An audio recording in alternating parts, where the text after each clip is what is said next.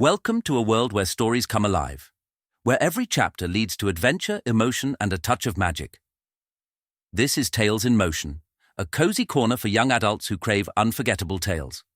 From gripping short stories to epic novel readings, we bring characters to life one word at a time. Whether you're here to escape, explore, or just feel something real, you're in the right place.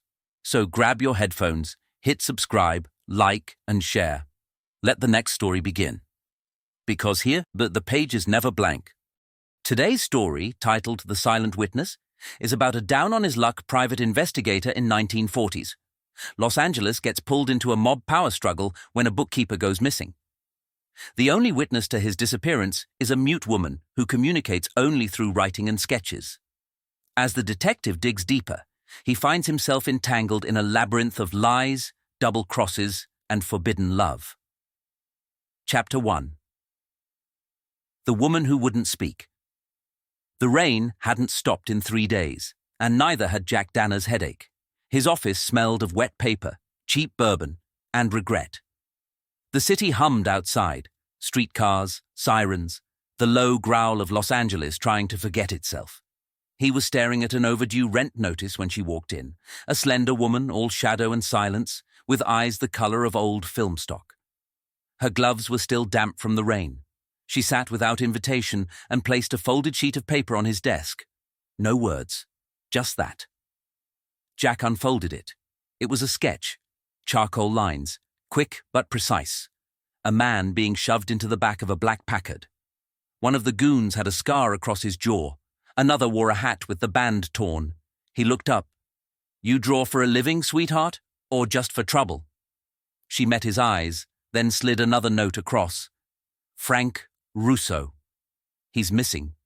Jack leaned back. Russo? The bookkeeper for Moretti's crowd. She nodded once. And you saw this happen? Her pencil moved fast across the page. Yes, they saw me too. Jack exhaled slow. He didn't need more trouble.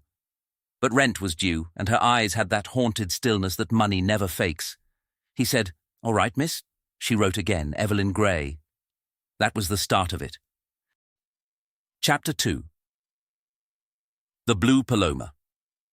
Jack found himself at the Blue Paloma that night, a nightclub off Sunset, thick with cigarette fog and broken promises. Evelyn worked there as a sketch artist, quick-drawing patrons between acts while the singer crooned torch songs about men who never came home. He sat at the bar, nursing gin that tasted like lighter fluid, and watched her work. Every few minutes she'd glance his way, as if to remind him she hadn't vanished into smoke. Lila Devereaux, the singer, slid onto the stool beside him, red hair, red lips, and trouble in a black dress. "You the one asking about Russo?" she purred. "Depends who's asking." She smiled, a cigarette dangling between her fingers. Frank talked too much, thought he could skim off Moretti's take. "You know what happens to men who forget who signs their checks?" "Yeah," Jack said. "They end up in somebody's trunk." Her smile faded. "Evelyn shouldn't have come to you." That was all she said before she drifted back on stage, leaving behind perfume and warning. Chapter 3. Blood on Bunker Hill.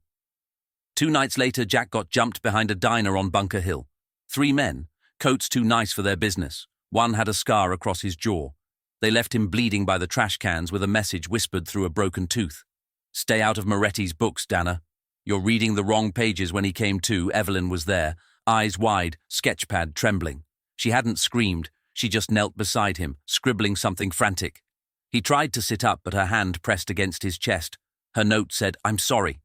I didn't know they'd follow you." Jack grinned through the blood. "You sure know how to pick a guy's hobbies." She tore another page and handed it to him, a drawing of Moretti's mansion on the hill. Windows like black eyes. She'd been there before. Chapter 4. The House on Mulholland. The mansion was all marble and menace. Jack broke in through a service door, Evelyn trailing behind in silence. Somewhere inside, a phonograph played a slow waltz. In the study, they found the safe. Open, papers scattered like feathers after a gunfight. And Frank Russo, or what was left of him, cooling on the carpet. Evelyn froze. Jack saw her eyes change. Not shock, but guilt. He turned to her. You knew. Her hand shook as she wrote, "He was stealing from Moretti. I told him to stop. I didn't know they'd—" She didn't finish. Didn't need to. Jack rubbed his jaw. "So you tipped him off. He ran, and they found him first." Tears hit the paper. Her next line came slow. "They'll come for me next." Footsteps echoed down the hall. Jack grabbed her hand and pulled her into the shadows. 2 men entered, Burke among them, the LAPD captain who fed Jack the occasional scrap of corruption for a price. Only now Burke was laughing with Moretti himself. "You sure Danner's out of the picture?" Moretti asked. Burke grinned. "He's bleeding somewhere he can't crawl out of." "I'll make sure of it." Jack's pulse turned cold. He'd been chasing ghosts with the devil's own map. Chapter 5. Fire and Double Cross. When the lights went out, Jack made his move. A single shot cracked the darkness. Burke hit the floor first, then chaos, gunfire, broken glass, Evelyn ducking behind the desk as Moretti's men fired blind. Jack grabbed her wrist, dragging her toward the back door, but Moretti's voice followed like smoke. "Danner, you think the girl's worth dying for? She sold out her own lover." Jack turned, gun raised. "Yeah, well, I've got lousy taste in women."